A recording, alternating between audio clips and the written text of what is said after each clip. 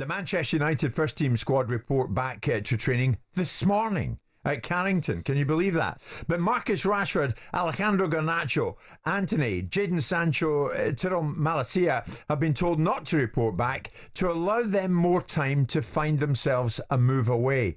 How does that work? Is the onus on them? Well, yes and no, isn't it? I mean, it's as much on the club. The club holds the registrations. They obviously don't want them in the building. They don't need more time. They're not running around doing it themselves, are they? I mean, we are capable of multitasking. You know, we can walk, talk and chew gum, can't we? And so can they. So the reality of it is that's just a blanket cover message to say we don't want you in the building, because their agents are going to be the ones that are initiating calls. And maybe there is an element of, well, hang on a second, if a player has to go to medical, we don't really want to rip him off the training ground to do it. Right. But I think it's the right stance. Well, see, that's the point, Simon. Is extended leave then a better practice for clubs to adopt than forcing players to train with the reserves or with the kids? Well, I don't think it's right or wrong in either which way. It's what best suits the circumstances of the time. I mean, it doesn't help your commercial negotiations that you are so alienated from the player that you are clearly in a situation where you don't want him anywhere near the building, which means that people are going to take advantage of that commercially. But I mean, United aren't. I mean, I know that some of the things they've done are stupid, and some of the things that comes out of certain people in their building, like we're running out of money, is nonsense. But they will know what they're doing, and ultimately, if they're suggesting to the representation of the players, get yourselves in gear, work harder at getting an outcome. I mean, we can all run around like Marcus Rashford saying, "I want to play for Barcelona." Oh, I'm sure you do. But your form hasn't dictated that you can play for Accrington Stanley. I mean, it is an odd look, isn't it? You know, take a bit more time, come back when you've got somewhere. It's an embarrassing look, isn't it? That why is it there are so many players that don't seem to be integrated properly into the group? The manager obviously didn't want to take the job initially, did he? He wanted a fresh start, which he's going to get now. It's probably a reality check for the players. We're being told officially that the players have said they want to go, so that's why they're not being integrated with the group. But surely Manchester United are going to have to lower the transfer prices for some of these players if there's any deals done. I don't see any deals being done anytime soon. Jim, these are all top players. You know, Rashford, you ridicule, but he went to Villa, and by the end of it, okay, he pulls a hamstring, but he was starting to make things happen. He gets back in the English squad. But there's also been a lot of analysis of that. And even Alex Cook said the other day, I heard him say it was lazy media characterisation. He had a couple of decent games, and all of a sudden it was, let's whip United.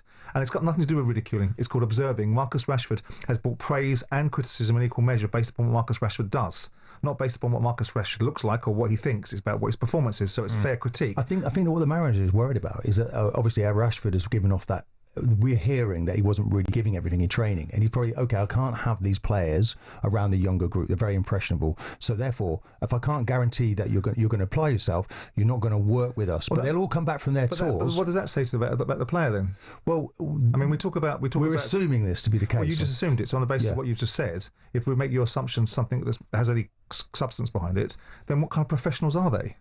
You're a professional footballer, you're still being paid £300,000 a week. Least you can do is come in and motivate yourself to train, if indeed that's the case. If it's not the case, and it's a united front, which is basically, there's no point you being here. The manager's made his position, Rashford made his bed. He's the one that decided to do an interview with his PR department, Henry Winter, and talk about the idea of how awful it was at Manchester United and how much he wanted to leave. Let's get some context. This is historically the worst manager that Manchester United have ever had. Yeah. Full stop. But Martin, so that's what we're backing. So if you're a player, of course, we're not backing the manager. If you're a player in that situation, we're not talking about the manager, and you've broken your relationship with the manager. Are you going to sit this one out to see how far he gets? Well, it's the same. By the same token, we've got other players that want to come and play for Man United that are being courted by other clubs, like the boy at Brentford. So it's not all doom and gloom. The manager has, as you quite rightly say, in this snapshot of 7 months, he's the worst manager that Man United have. If you roll forward 4 months and he wins a few games, he will no longer be the worst manager. But in the current climate of judging people instantaneously, he is the worst statistically. Which is all we can do, really. Well, it depends how much we know. And ultimately, the people that are behind the scenes, the people that are making decisions that are informed, know more than we do. What we've seen is a snapshot of time, which has been garbage. And we all concur with that. But the fact of the matter, do we disagree as principle? Garnacho, I mean, he's a pest. Jadon Sancho, a pest. To Ten Hag and to everybody else around. Chelsea don't even want him. Chelsea's sending him back with £5 million with him. I mean, sending him around in the cab and it's £5 million as well. We don't want him, thanks very much. So it tells you all you need to know. I'd have Casemiro in there as well, because he's a waste of time. Clean decks. Get this football club. It needs an enema. this football club, and get it sorted out. And I think it's right to do it. And whether it's the optics are good or not is irrelevant. Is it not just kicking the can down the road here, Martin? Because if they've got no takers at the moment, why do we think that situation is going to change, Simon, in 2 weeks? And unless Rashford and these people... 6 weeks. Well, Rashford's got 3 years left on his contract, hasn't he? Allegedly. Well, he's lost his number 10 shirt. That's gone to Cunha. He has, but he hasn't lost his livelihood. He hasn't lost his wages. He's still getting paid. He's still under contract. Yeah, and that's his motivation. Does Rashford want to play in the World Cup? You've got levers to pull. People aren't stupid. There's levers to pull. Everyone's going to have to take a view, and both sides are going to have to take a pill. United might not be able to get 40 million for Rashford. They might be able to get 25. Rashford might not be able to get 300,000. He might be able to get 250. And everyone will horse trade their way through it. Yeah. And that's what will eventually happen, I suspect. It is a reality check, though, Jim, when you find yourself as a player not with the main group, and it's that does kill the ambition, and it starts to. I suppose as a bitter pill. Yeah, and one or two of them might think, do you know what? Let's get the hell out of it. The only one can possibly be aggrieved and not expecting it possibly is Garnacho. Because he's a player, whereas Sancho, that card's been well marked a long time ago. Rashford's card marked his own card, so there can't be any surprise from those two. And the other ones we're talking about, I'm not so sure of. But the only one that I would think that possibly might cock an eye at it, although he wouldn't, would he? Because he's full of himself, is Garnacho. Well, at the moment, that's the situation. Rashford, Garnacho, Anthony, Sancho, Malacia, not back at this precise moment, whereas the rest of the Manchester United first team squad have reported back to training this morning. Those five at the moment, carry on looking, and then we'll maybe talk.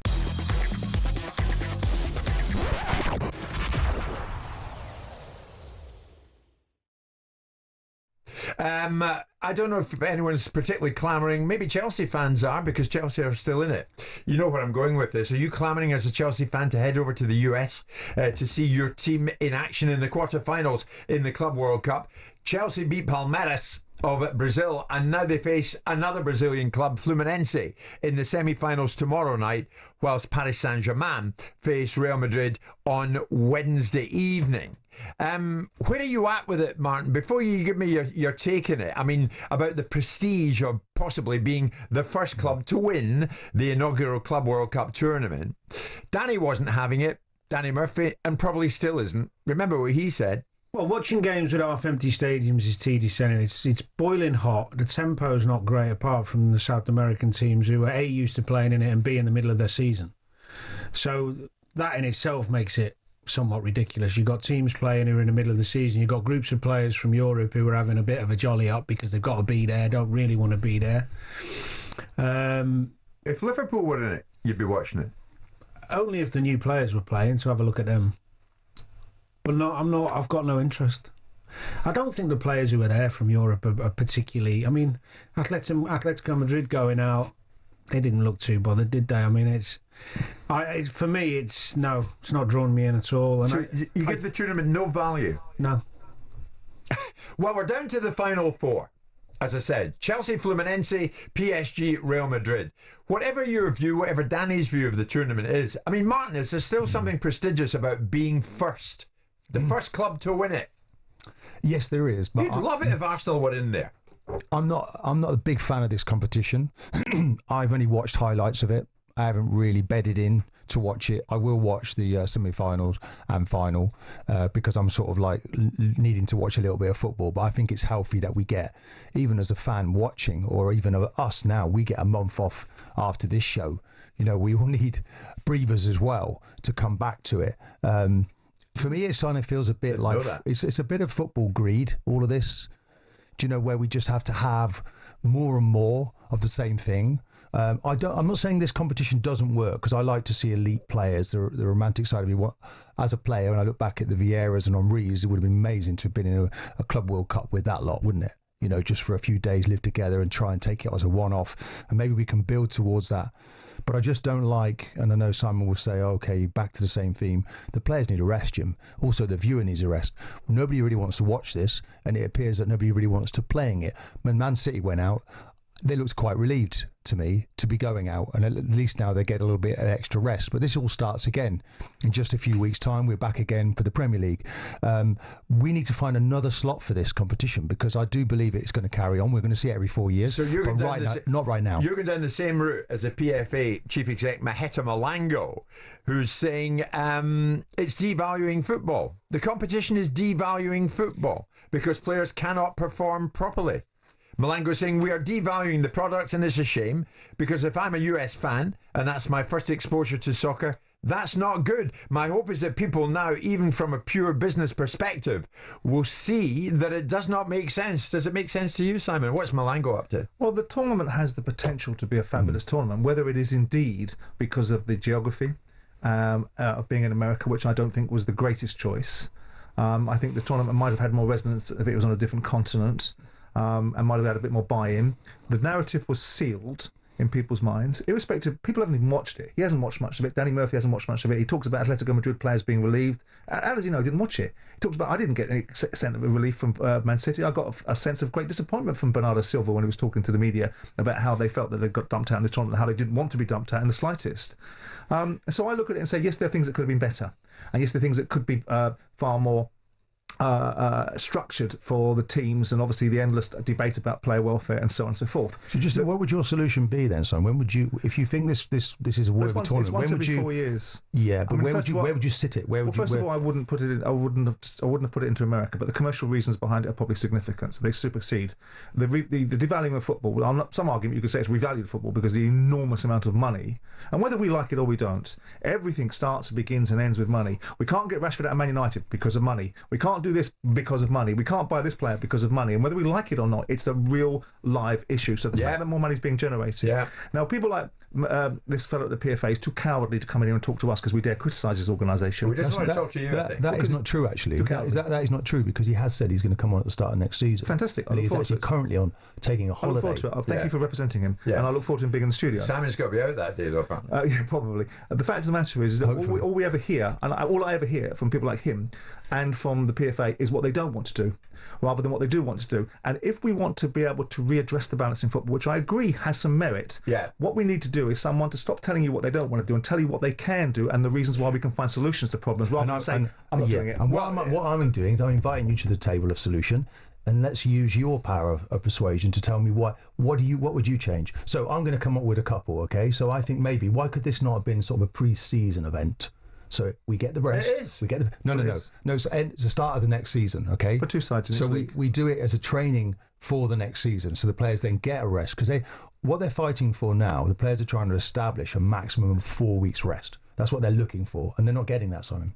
They're not getting that, and the players need that. I'm willing to wager you. I'm playing devil's advocate. Like everything else, if you got 4 weeks rest, you'd want 5. If you've got 5 weeks, you want 6. When you've got one substitute, you want 2. When you've got 2 substitutes, you want 3. When you've got 3, you want 5. And on we go, because it's never an issue around... No, but that's just a destructive mechanism to an argument. No, look, it's not. You get your 4 weeks, you get your 4 weeks. I'll jump in. Simon's got a point. The finger's been pointed at the players. How come 10 Juventus players last week asked to be substituted during the 1-0 defeat to Real Madrid on Tuesday?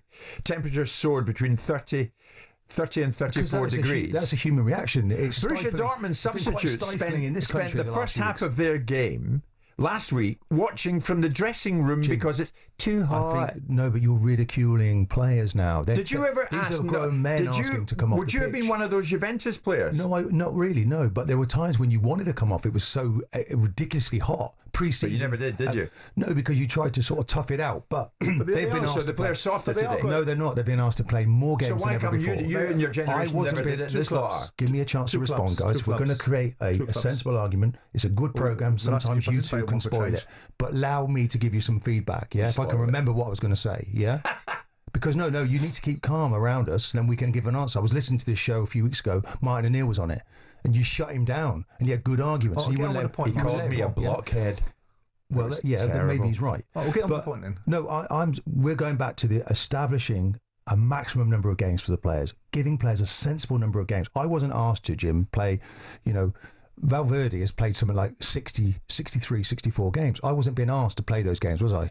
So I'm not in the same. I've never been in the same situation as those players. So what I'm saying is we have to respect that. And that's all they need in any other job. But Martin, I would put to you, mate, that's nonsense. Why is it nonsense? And you know why it is. I think that's a disgrace because to say that. I'm looking at you this morning. Were you or were you not the guy, an eye injury when you played for Arsenal, and you were told, no matter what, you cannot play for the time being. You told nobody, and you played the next game. Yeah, but that's a different circumstance. We're talking you here put your own eyesight at risk. We're talking about these players being flogged, basically. The Juventus players, there's too many games, Jim. 10 of them to be substituted. It's now time for the powers that be, the main stakeholders, to start to Was listen that to you? all the players want to do is be at the your table. Eye injury. Yeah. Yeah, but that's good. So what? But Martin, so what? Again, and I take your point about 4 weeks. But we're talking about 2 clubs, right? So the other 18 clubs in the Premier League will get their 4 weeks, right? So we're talking about 2 clubs. The elite clubs. The 2 clubs. So your bleeding heart mentality is for 2 clubs, or one of them which is not yours. Well, not really, because there was internationals. There was internationals about, the reasons why there's a pushback is because there was a sense of entitlement being built into players that ultimately all the upsides of the game don't come with a downside. The downside is that ultimately you have to play more games. I agree that somewhere along the line you have to get the balance right. But if you take all, again, I can make this point, and we've had it 100,000 times between us. If you take all the money out of the room, you have to expect that someone's going to try and put more money in the room, and the only way they can put more money into the room is by tournaments. Now, when you've got people like Rodri, when you've got players, when you talk about the attitude of grown men, yes, they are at times grown men, and sometimes they're not, right? The idea that you can actually moot in all good conscience that you're going to go on strike when you're getting paid tens of millions of pounds a year to kick a bleeding football round a pitch. You can't. If you were told 15, 20 years ago these were the opportunities, you wouldn't have believed it. And you listen to players like Souness that played 65 games a season in conditions that were far different medically, physically, pitch-wise, the ability to tackle the way that they were able to tackle. And they sit there with their mouths open going, I cannot understand the modern-day footballer.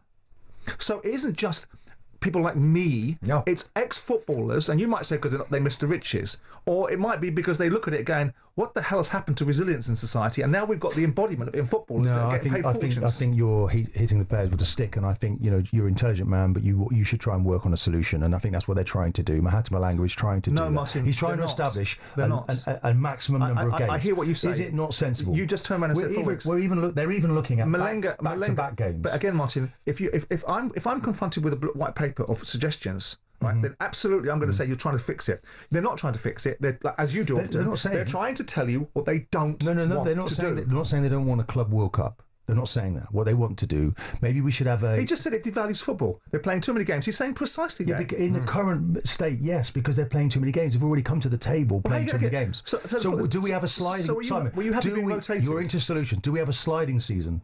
Do we not have a proper end date? Do we just keep moving it along and then the players get their 4 weeks? Once every 4 years, a World Cup comes on. Yeah, but can we...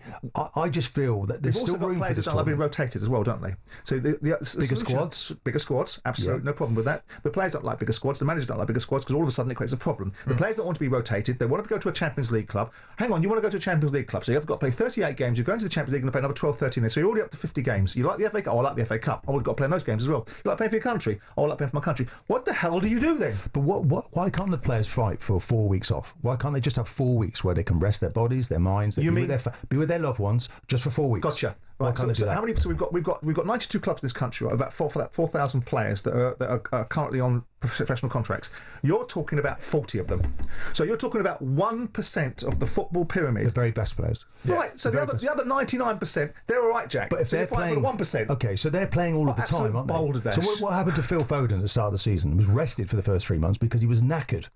So is that what you want every season? I don't know. Was he knackered? But why is it different now to when you played, Martin? That's the point. You put your own eyesight at risk. Because I never played as many games as this. We weren't playing, Jim. But you would have happily gone along with it if Arsenal had been in it. They're still in the same seat. And if Arsenal were to end up winning this thing, you'd be happy because your club's 100 million richer. PSG are still in the same season as they were when they started and they're back flying in at August the moment last year. Because they're the Champions League. They've probably got the squad. They've got the squad to do it, haven't they? And they keep winning, so they keep finding a solution. Okay. It's split opinion, this. I mean, I'll put it out there this morning, actually. Are you with Martin on this one? Squad, for God's Are there too many games for the players? Do you have sympathy for these players? I mean, poor little Juventus. 10 Juventus players. Go and ask the players. Has to be substituted during the 1-0 defeat to Real Madrid last Tuesday. Borussia Dortmund's substitutes spent the first half of their game inside the dressing room because it was too hot to go out. I mean, do you have sympathy with them? And Maheta Malango, the PFA chief exec, is saying the competition itself has devalued football. Is he right?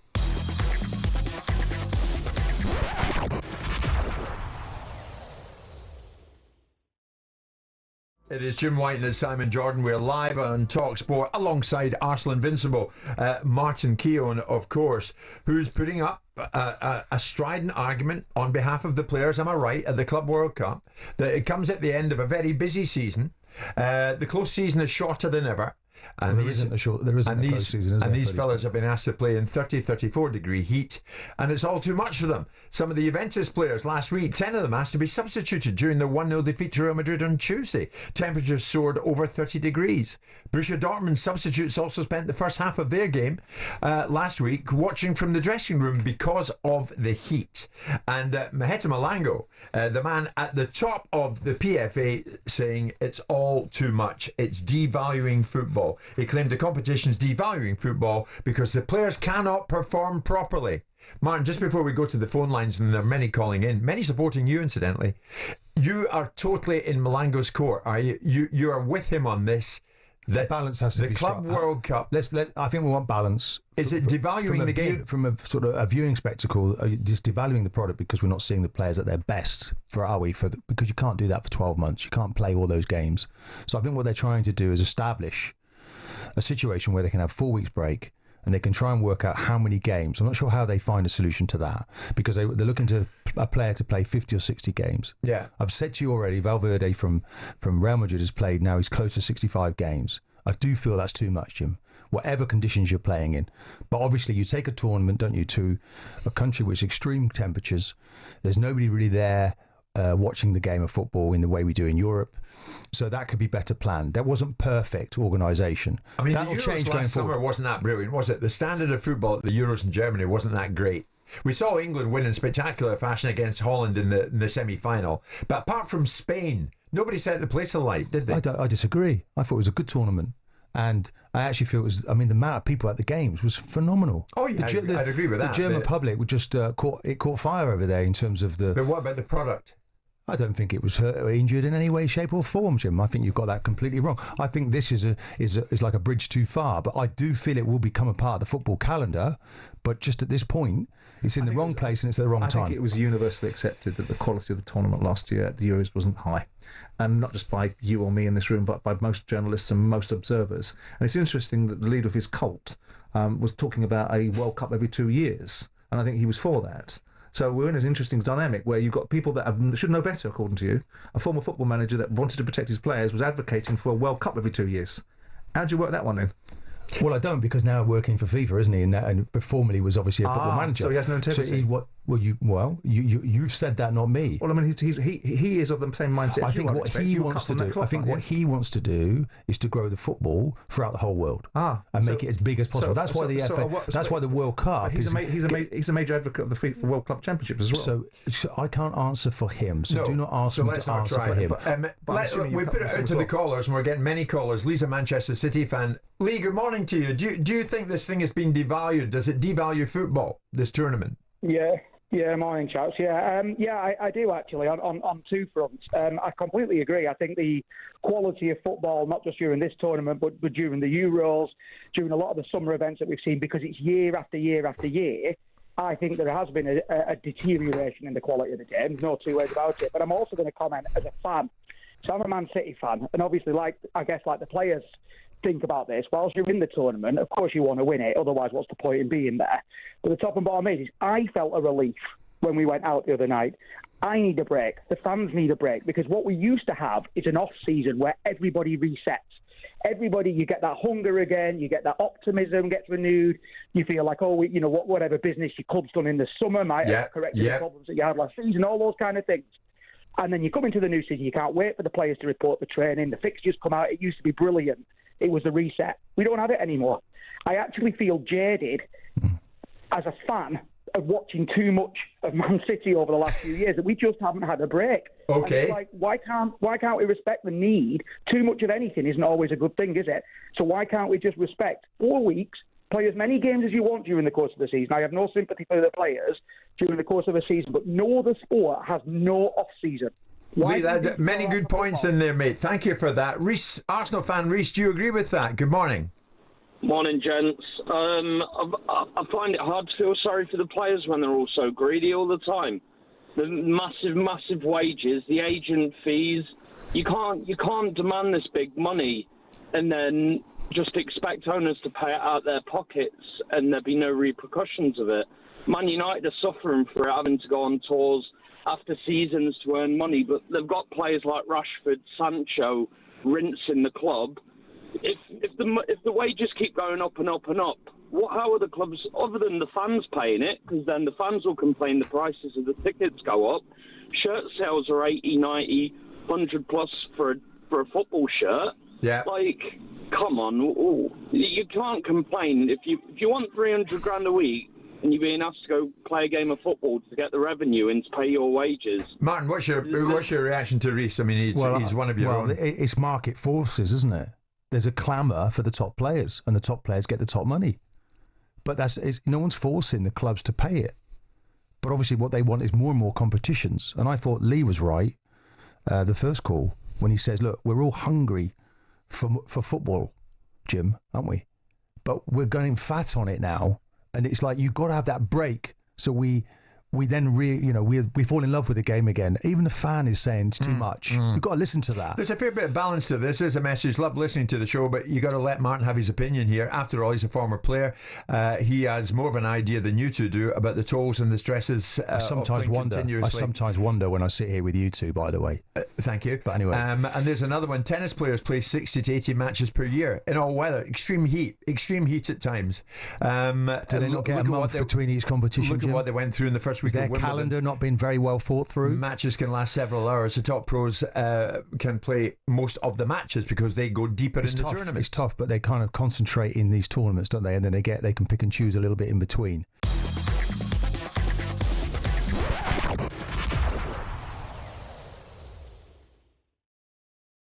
Simon, both Chelsea and Aston Villa fined by UEFA for breaching their financial rules. Chelsea fined €31 million. That's about 26.5 million quid. And could be fined a further €60 million, £51 million, if they don't comply with the rules in the next 4 years. Villa have been fined €11 million, £9.5 million, with a further €15 million conditional on compliance in a 3-year period. Why was that? The two clubs could be prevented from registering new players for UEFA competitions in the forthcoming season unless they have a positive transfer balance by the end of the summer transfer window. I mean, these financial rules and the enforcement of them, does this make much sense anymore? Well, as you know, I mean, Stefan Borson the other day was talking about the fact that PSR had a coach and horses driven through it. Yeah. In terms of people selling assets like women's football clubs to be able to meet PSR obligations and making prices up as they go along and finding some substantiation of it by getting people to buy a proportion of those clubs so that the valuation stacks up. And UEFA don't allow it. And obviously there always has been this strange dichotomy, isn't it, between the Premier League's losses and the UEFA's losses. Yeah. And ultimately the difference between the two. They won't care. They'll bake it into their thinking. These clubs have been happy for a very long time to book losses because some of them are not, some of them are not just cash losses. They're obviously depreciation of players and revaluation of players becomes a problem and ultimately creates losses in PSR terms. That isn't just cash losses. Yeah. So they won't care. They won't care. But there's an imbalance here, though, Simon. Fines for Villa and Chelsea for UEFA's PSR losses, but potential demotion for Crystal Palace. Different set of rules, isn't it? For multi-club ownership rules. Yeah, but they're different. So that's like the punishments don't fit the crimes, do they? Palace have done nothing wrong. But with respect, they have, because they've got a shareholder that's they believe is suggesting. Well, Textor owns two clubs. So it's like saying well, you should get if you nick a bike or you hold up a bank, they're two different crimes. And one should get the same. They're different crimes. Well, which is the worst crime? Chelsea's and Villa's or Palace's? Well, Palace's. Well, it depends what you think. Both a crime. They're both a crime. So the administration side of things for Palace is an unfortunate circumstance, and the fact that Chelsea have knowingly breached. That Chelsea knew they were going to breach. Palace knew they were going to breach. They just didn't take care of business. So Palace, could have adjusted their position. Perhaps the reasons why Texas didn't want to put his shares in a blind trust because he was trying to put it into a flotation, into an IPO, and ultimately he couldn't put a blind trust into an IPO and make it worth something. That might be the reasons why they didn't do it. But the fact is, both of them are breaches. Now the argument is, do you want some form of governance in sport? and what sort of governance does it look like? Because we've had the Wild West. We've opened the football world up for business. We've got everybody and their mother coming in and buying players, investing in football clubs, from nation states to hedge funds to oligarchs to whatever you name what wants to buy into football. And that creates a series of challenges which the football world has not been prepared for. But so there's it's trying to fix undoubtedly it. an imbalance, though, Samuel. I mean, Chelsea's fine isn't going to affect the fans in any shape or form. As you rightly said a moment ago, they won't give a damn about it. If Palace get demoted...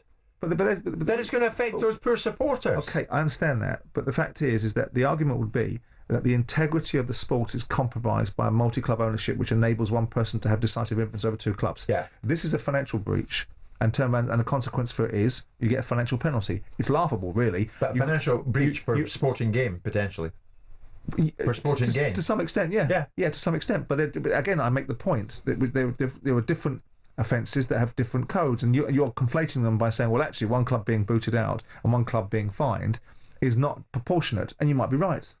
I think it is right. I mean, they're both under the UEFA umbrella. Simon, just looking at this, it's been phased in, hasn't it? This particular change for turnover to percentage of turnover they've been allowed to use. So like the squad cost ratio. Yeah, so it's 90% 2003, now it's 80%, 70%, and they're still breaking the rules. So that's why they're paying what they're paying. But why is it different, Simon, from the Premier League to the UEFA? Who knows? Why did the Premier League bring VAR a year later than other leagues?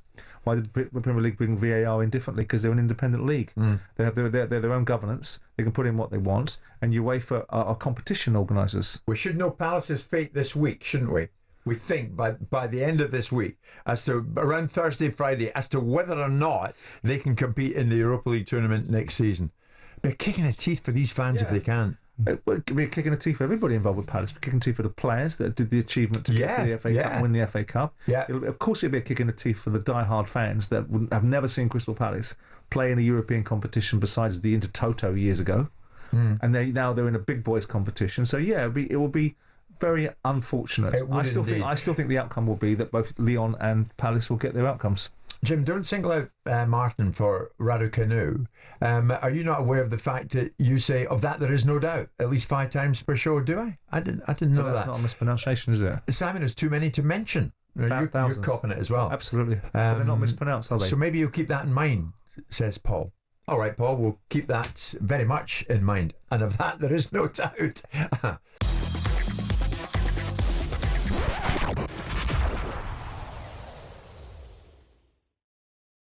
I think this will be music to Martin Keown's ears, music to a lot of Arsenal fans' ears. 3 years to the day almost since they last purchased an out-and-out number 9. If you're accepting the fact that Kai Havertz isn't really a number 9 in the traditional sense, it looks like Victor Gyökeres could well be on his way to North London. We reported yesterday that his camp were confident a deal could be closed now. He's already verbally agreed a 5-year contract. I think the fee that Sporting are holding out for is still around the €80 million bracket. Arsenal in advanced negotiations to try and bring that down a bit. This is a player who has experience in England, having obviously come through the system at Brighton, scored a lot of goals in the Championship for Coventry when they narrowly missed out on a place in the Premier League, has gone to Sporting, scored a lot of goals in the Portuguese league. That doesn't always translate. Just look at Darwin Núñez and his struggles at Liverpool, but he's done it in the Champions League as well, terrorised Manchester City in that competition last season. And I think a lot of Arsenal fans feel this is the one signing,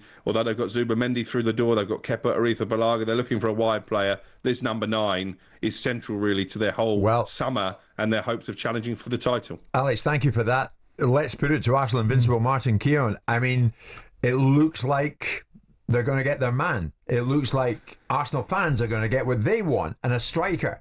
A man who can find a net. 54 goals in 52 games. One of the most in-demand players, of course, Gyökeres. So does Kepa, Christian Norgard, Zubimendi and Gyökeres take them above second?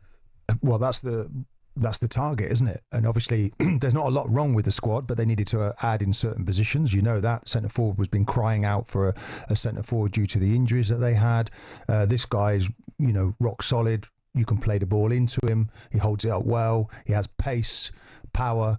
I think he's quite emphatic in front of goal, and that's just what Arsenal need. He just needs to now to do his talking on the pitch. Yeah, and do you think some fans will get off the club's back once this deal is done, if it indeed is done? It's not about that, Jim, is it? It's about him producing on the pitch. It's like, okay, you shut the noise down by what you do in those performances. So, yeah, I'm pretty certain Arsenal got a tough start to the season with the fixtures, which is normal. It was exactly the same last season, and Premier League seems to sort of roll up really difficult fixtures for Arsenal. Arsenal fans will moan about that, but it's a fact. They're very difficult games. But they now need to have players in the building early to get those relationships, build up those partnerships, and make the next step. Because it's the next step for Arsenal. Were you in the camp, though, Martin, that they needed to get it done? They needed a striker through the door.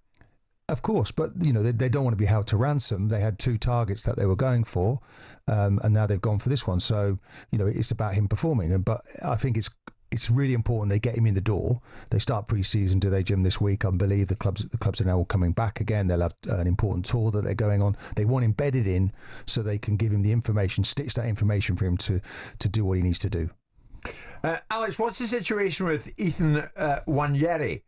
Seemingly reluctant to sign a new deal at the club, at Arsenal, at the age of 18, without guaranteed playing time.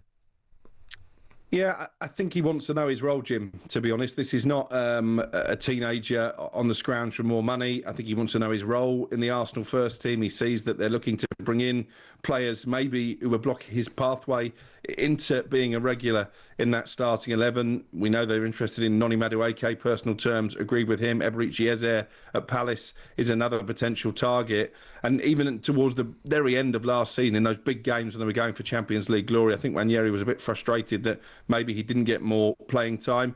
And I'm really keen to get Martin's view on this, because my opinion when it comes to Mikel Arteta is that maybe when it comes to young players, Miles Lewis-Skelly the exception, does he give them enough opportunity? Emil Smith-Rowe had to leave and go to Fulham because he wasn't getting enough minutes. Obviously, Eddie Nketiah has gone out to Crystal Palace as well. Now, maybe you might just argue those two weren't good enough. But if Nwaneri ends up leaving the football club as well, Aidan Heaven has gone to Manchester United, Chidu Obi has made the same move. Is it a little bit of a blind spot, Martin, when it comes to these young Arsenal players? I'll take you back. I'll take you back to the cup final that Arteta won, although it's credited now, isn't it, with the manager before him. When he went in that game, who sat on the bench and didn't come on? Saka. That looked painful. So he has a history, Martinelli.